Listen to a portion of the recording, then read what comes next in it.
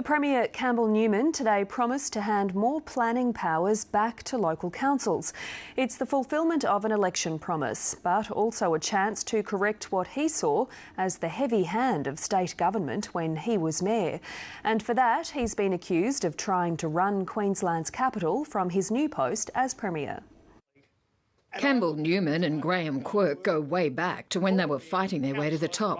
Now one is running the city, the other the state, and they're keen to point out the benefits of synchronicity for all local councils, less government intervention.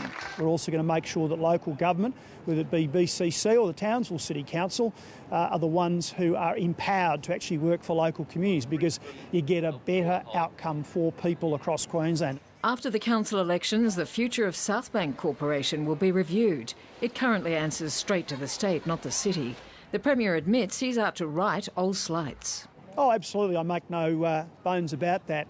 And the Urban Land Development Authority may be forced to hand back some of its powers. It knocked back the council's application to redevelop the Howard Smith Wharves as parkland with a hotel. The Howard Smith Wharf project was one which should never have been stopped.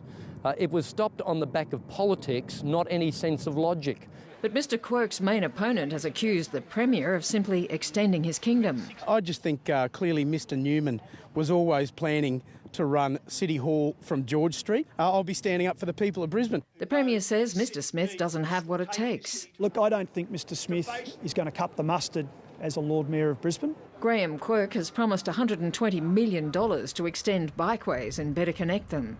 It's about really getting as many bikes off-road as we possibly can. Safer for motorists, safer for cyclists. But Ray Smith says already too much has been wasted on the city's bike rental scheme. I don't think it's good enough that we have a push bike scheme that nobody's using, that's owned by a commercial advertising company and is draining $10 million from the ratepayers of Brisbane's pockets. He's promising $260,000 a year for family fun days in local parks. Just give me a plain hot dog, but I'd like mustard on it, thanks. With 2 weeks to go, the mayoral campaign hots up.